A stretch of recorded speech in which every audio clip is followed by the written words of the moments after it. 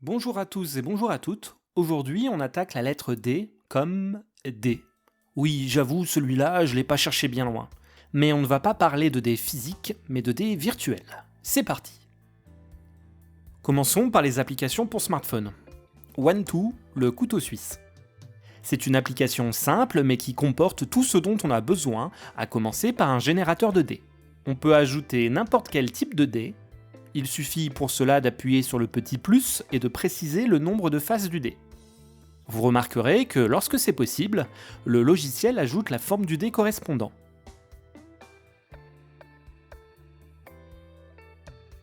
Il suffit ensuite d'appuyer sur Roll pour jeter les dés. Ou sur le bouton Tout lancer pour jeter l'intégralité des dés. Pour supprimer un dé, il suffit de faire un appui long. One2 est d'abord pensé pour les jeux de plateau, mais les autres outils qu'il propose sont tout à fait pertinents dans le cadre d'une partie de JDR. Le compteur de score permet, comme son nom l'indique, de gérer des scores sur des jeux de plateau. On peut imaginer s'en servir pour des compteurs de points de vie pendant une grosse bataille. On peut ajouter des joueurs, modifier les points en tapant une fois sur le compteur ou en faisant rouler le compteur. On peut aussi entrer directement la valeur.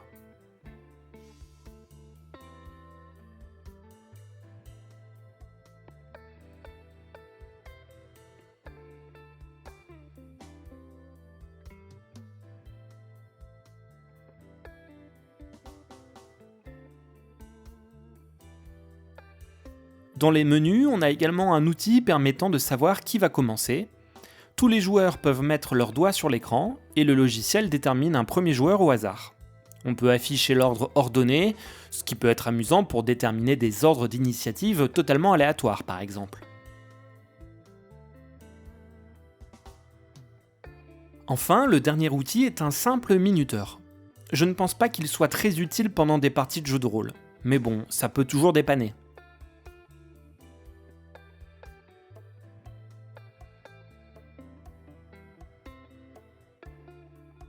One2 est disponible sur le Google Play Store et également sur F-Droid. Dicer. Dicer est une application très simple pour jeter des dés. On peut choisir le nombre de faces ainsi que le nombre de dés à l'aide de deux petites réglettes. L'application nous affiche également la somme des résultats. Dicer est plus limitée que One2, mais elle possède une petite fonctionnalité rigolote. On peut relancer les dés si on secoue le téléphone. Dicer est disponible sur le Google Play Store et sur F-Droid. Randomix, l'application de prise de décision. Randomix, en plus de gérer les dés, propose 3 autres fonctionnalités. La première est une roulette permettant de faire un choix entre plusieurs options. De base, il y a les nombres de 1 à 100 ainsi que toutes les lettres de l'alphabet.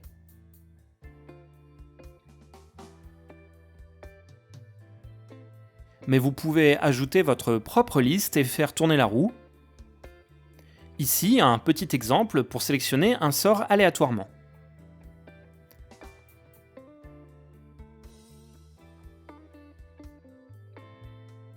Via le bouton historique, on peut accéder aux dernières listes utilisées.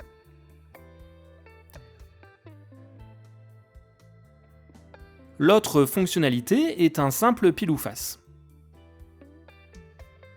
La troisième fonctionnalité est une boule magique. C'est censé répondre à nos questions en utilisant des réponses génériques. Ça peut être marrant si vos joueurs vont chez un devin et que vous ne voulez pas vous mouiller en tant que maître du jeu.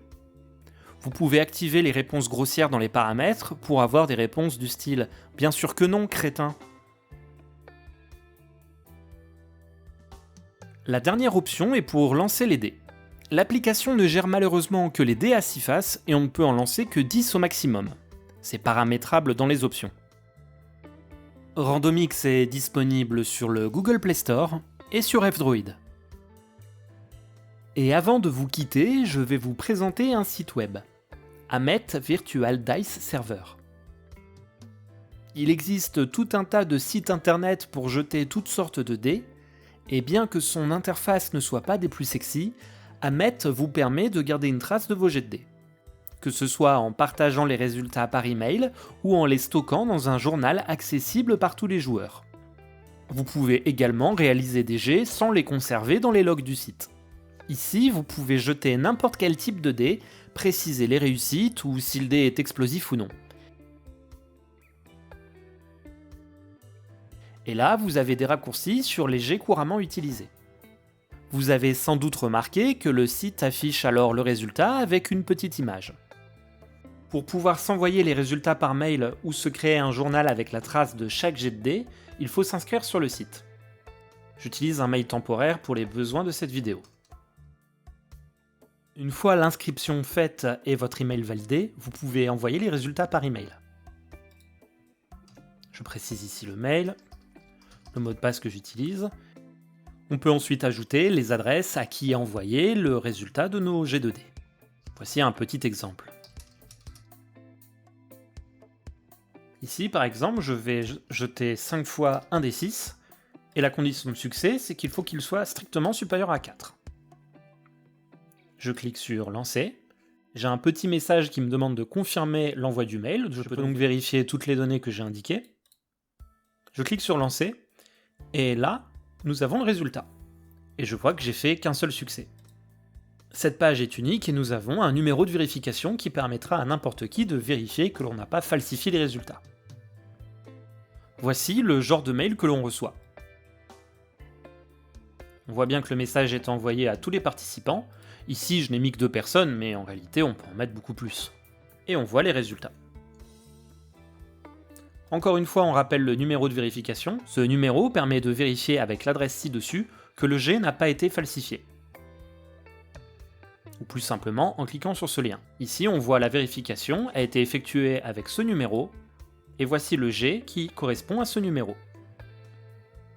C'est bien le même jet, aucune falsification n'est possible. Ce type de service est particulièrement utile lorsque l'on fait du Play by Email ou PBEM. L'autre fonctionnalité est d'avoir un journal qui va retenir tous les jets de dés. Pour cela, on va en créer un nouveau. On rappelle notre mail.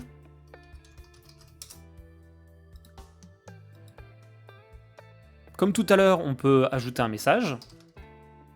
Je vais jeter par exemple 2 dés 20. Je clique sur Lancer. Et voilà, on voit que le jet de dés est ici.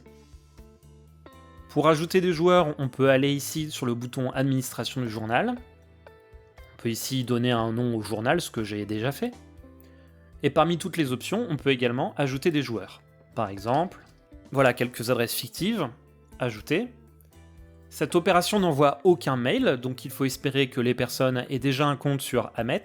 Mais si nécessaire, vous pouvez envoyer un mail avec cette option-ci. Vous pouvez d'ailleurs ici ajouter un petit message personnel qui explique ce qu'est Hamet et pour quel jeu de rôle vous allez l'utiliser, et cliquer sur les adresses mail à qui vous voulez envoyer ce message. Puis cliquez sur le bouton Inviter. Vous pouvez promouvoir des joueurs au niveau administrateur ou retirer des joueurs. Maintenant que l'administration est faite, vos amis peuvent rejoindre un journal existant. Ils rentreront ici leur adresse mail, ainsi que leur mot de passe. Ils peuvent rejoindre le journal d'Ours Blouge. Et là, on voit bien le jet de dés que j'ai réalisé tout à l'heure, et tous les joueurs pourront rajouter leur jet de dés et ils seront visibles de tous. Voilà. Tous les jets de dés seront donc enregistrés dans ce journal et ça permettra à tous les joueurs de la partie de garder un œil dessus.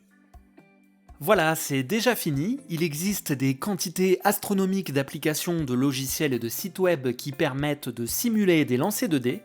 N'hésitez pas à me dire en commentaire les applications que vous utilisez pendant vos parties. Enfin, pour flatter l'algorithme de YouTube, likez, partagez, la cloche, tout ça. Quant à moi, je vous dis à la semaine prochaine.